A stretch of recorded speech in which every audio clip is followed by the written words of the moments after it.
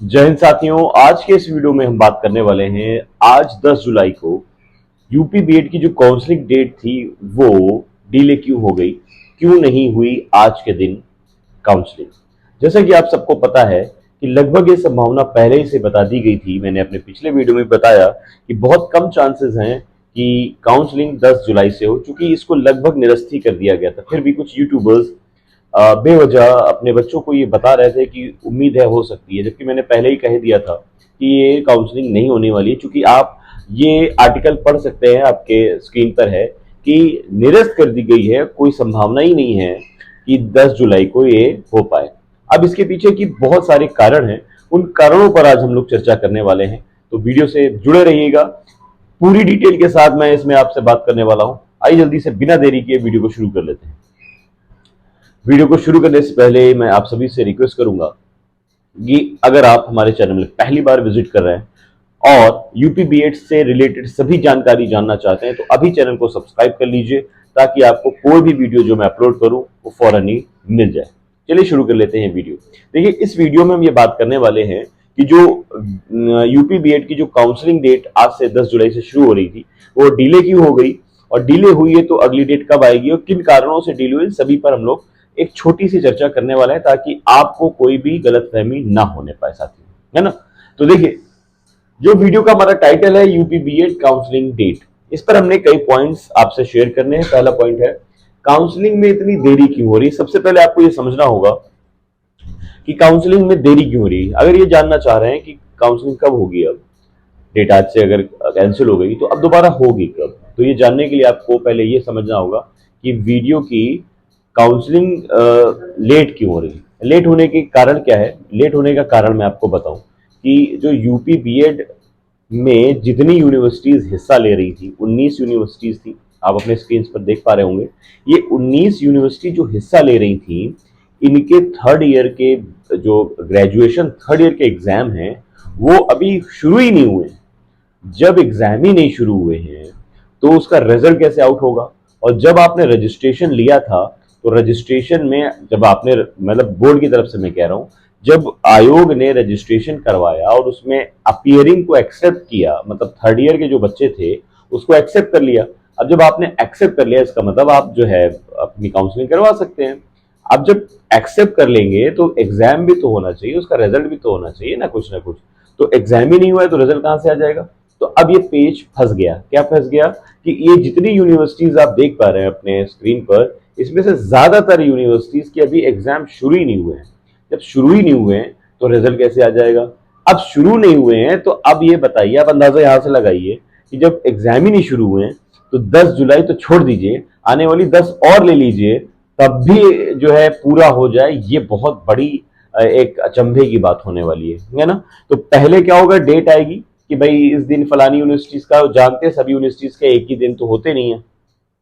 तो अभी सुनने में खबर ये आ रही है कि आयोग ने सभी यूनिवर्सिटीज को एक एप्लीकेशन सेंड की है, एक लेटर सेंड किया है कि जल्दी से जल्दी सभी लोग क्या करें, अपने एग्जाम को कंडक्ट करा ले और रिजल्ट आउट करें। तो ऐसा करने में कितना और समय लग सकता है ये आप समझ लीजिए कि इसमें से जो यूनिवर्सिटीज हैं, इसमें कुछ तो अपनी आने वाले हफ्ता 10 दिन में एग्जाम शुरू होने जा रहे हैं, लेकिन कुछ के 10 से 15 दिन भी लग सकते हैं। अब 10 से 15 दिन बाद जब एग्जाम शुरू होगा तो कई दिन तो एग्जाम चलेगा, फिर उसका रिजल्ट आउट होने में टाइम लग जाएगा। तो ये मान के आप चल लीजिए कि काफी समय लगने वाला है। ये भी आप मान के चलिए कि ये पूरी जुलाई चली भी जाए, तब भी आप बिल्कुल डाउट में ना रहिएगा कि नहीं नहीं ये जुलाई के बीच में आ सकता है।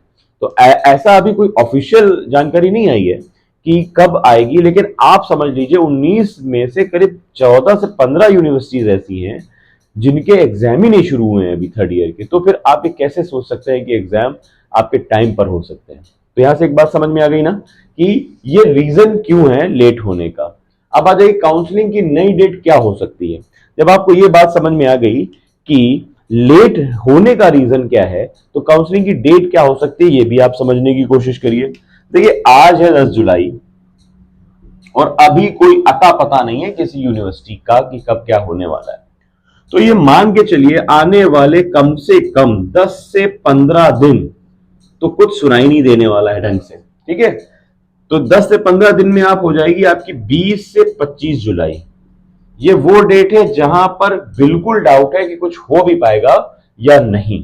ठीक है, तो अब मान लीजिए 25 के बाद आपसे 26 से 25-26 के बाद या 27 तक आपके एग्जाम शुरू होंगे थर्ड ईयर के, और ये चलने वाले हैं कईयों दिन।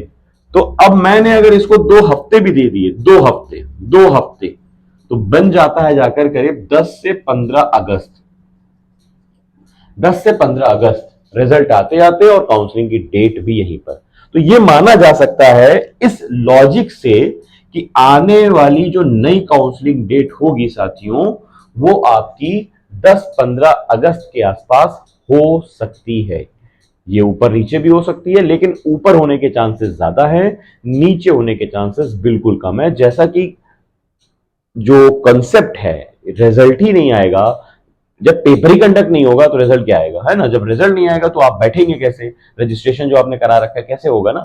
तो ये मान के चलिए, आपने एग्जाम तो दे दिया, एग्जाम देने पर आपको जो है आपका स्टेट रैंक या कैटेगरी रैंक भी आ गई, लेकिन उसका मतलब क्या है, कुछ नहीं है ना। तो ये बात आपको भी समझ में आ रही होगी। अब क्या है कि 10 जुलाई की काउंसलिंग डेट क्यों कैंसिल हुई, काउंसलिंग होने की रीजन अभी आपको मैंने बताया, क्योंकि 19 यूनिवर्सिटीज में मैक्सिमम यूनिवर्सिटीज ऐसी हैं जिनके यहाँ अभी थर्ड ईयर का एग्जाम ही नहीं शुरू हुआ है। एग्जाम नहीं शुरू हुआ है तो आप जो है एडमिशन नहीं ले सकते हैं साथियों, है ना। अपियरिंग क्योंकि मांगा था ना उन्होंने, और जिनका हो गया है वो बेचारे सोच रहे होंगे कि फटाफट जल्दी से हो जाए, लेकिन सबका जो है भला चाहेंगे तभी सबका भला होगा, है ना। अब एक चीज और आखिरी पॉइंट में मैं आपको बताने वाला हूं, यूपी बीएड में सरकारी कॉलेज कैसे प्राप्त करें। अभी कल के वीडियो में जो मैंने बताया था आपको, उसे देखा आपने, कि अगर आपको सरकारी कॉलेज चाहिए तो यू चाहने से नहीं होने वाला, आपका एग्जाम हो चुका है ना। आपने जो आपकी स्टेट रैंक आई है, कैटेगरी हटा दीजिए, कैटेगरी से कोई मतलब नहीं है, जो आपकी स्टेट रैंक है उस स्टेट रैंक पर ही आपको क्या मिलने वाला है, प्राइवेट या कॉलेज मिलने वाला है सरकारी। उसमें अगर आपकी रैंक 1 to 20-30,000 के आसपास है तो आपको अकॉर्डिंग टू कॉलेज मिलने की संभावना बढ़ जाती है। अब जिस जिले में आप भर रहे हैं, प्रेफरेंस दे रहे हैं, वहां ये देखा जाता है कि कितने कॉलेजेस हैं। अगर कॉलेजेस की संख्या बहुत कम है, कहीं कहीं तो एक कॉलेज है, कहीं कहीं पे 2 कॉलेज है छोटे शहरों में, अगर वहां आप जो है प्रेफरेंस दे रहे हैं तो वहां की जो रैंक होगी, वहां सीट कितनी है ये भी देखना पड़ेगा। मान लीजिए अगर 100 सीट है, 50 सीट है, 100 से ज्यादा जब बहुत मुश्किल में मिलती हैं सीट्स, है ना। तो मान लीजिए अगर 100 सीट्स हैं तो फिर ये मान के चलिए 100 में तो 50-60 तो रिजर्वेशन में चली जाएगी। अब बची 40 सीट जनरल कैटेगरी के, जनरल की बात कर रहा हूँ फिलहाल एक तरीके से। तो जनरल में क्या है कि कुछ महिलाओं के लिए आरक्षित हो जाती हैं, तो इतना समझ लीजिए कि बहुत हाई रैंक वाले स्टूडेंट्स ही सरकारी सीट पर पहली ही जो काउंसलिंग डेट है उसमें मिल जाती है, वरना फिर दूसरे में, तीसरे में, चौथे में प्राइवेट में ही मिलता है आपको। जिसको भी मिलना होती है लगभग पहले राउंड में उसको मिल जाती है। तो ये वीडियो मैं चाहूंगा कि फुल डिटेल के साथ आपके साथ बनाऊं ताकि आपको कोई डाउट ना रहे। तो मैं कोशिश करूंगा फुल डिटेल आपको एक वीडियो में दूं। चूंकि कुछ बच्चों ने पूछा था तो मैंने कमेंट में वादा किया था कि मैं नेक्स्ट वीडियो में इसमें आपको कुछ ना कुछ बताऊंगा, सो मैंने बता दिया। अगर आपको ऐसी ही कोई वीडियो चाहिए जिसमें आप ये जानना चाहें कि सरकारी कॉलेजेस कैसे मिलेंगे, कैसे प्रेफरेंस दी जाए, तो कमेंट बॉक्स में कमेंट करिए, मैं उसकी डिटेल के साथ एक वीडियो आपको जरूर बना के दिखा दूंगा। वीडियो कैसा लगा जल्दी बताइए कमेंट करके, कुछ आपकी सलाह एडवाइस हो तो भी बताइएगा। मिलते हैं ऐसी ही बीएड से रिलेटेड संपूर्ण जानकारी के बारे में, कोई भी वीडियो आती है इस चैनल पर आपको मिलने वाली है, अब भी सब्सक्राइब कर लीजिए ताकि आपको कोई भी इंफॉर्मेशन आपसे छूटनी ना पाए। चलिए मिलते हैं कल ऐसी एक नई वीडियो में, तब तक के लिए जय हिंद।